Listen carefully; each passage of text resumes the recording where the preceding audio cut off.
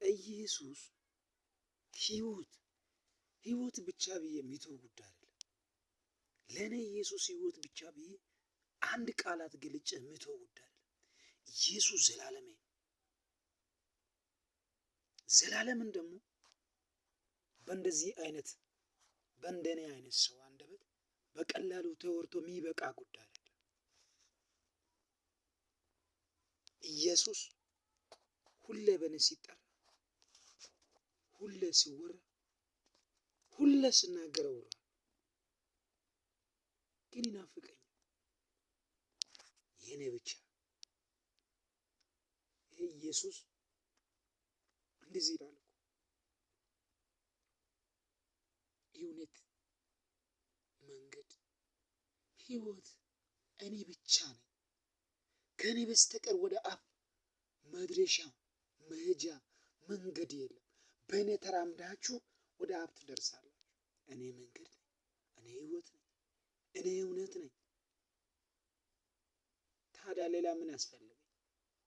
የኔ ህይወት፣ የኔ መንገድ፣ የኔ ዘላለም ኢየሱስ ከሆነ እኔ ለየትኛው ነው የሚጨነቀው?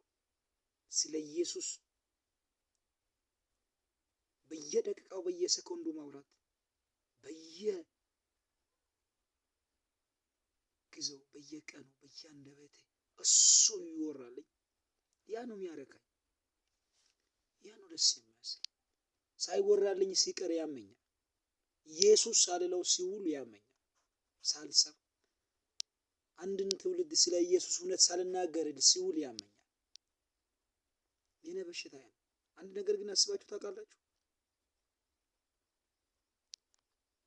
እስካሁን ኖሬያለሁ፣ ለኢየሱስ ግን ምን አድርጌያለሁ ብላችሁ ታውቃላችሁ? ምን አይነት መስዋዕት ከፍያለሁ ትላላችሁ?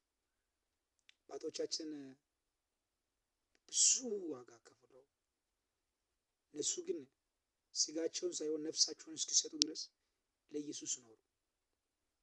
እኛ ግን በእግዚአብሔር ቤት እየተመላለስን ቸርች የገባን የወጣን እኔ እግዚአብሔር ቤት ነው ያለው። አሁን ይሄን አስቡ። በእግዚአብሔር ቤት መኖር ሳይሆን በእግዚአብሔር ፊት መኖር፣ በፊቱ መኖር ብቻ ሳይሆን ለሱ መኖር፣ ለክርስቶስ መኖር። ይህን ናፈቀኝ። ለኢየሱስ የመኖር ህይወት ይሰጣችሁ።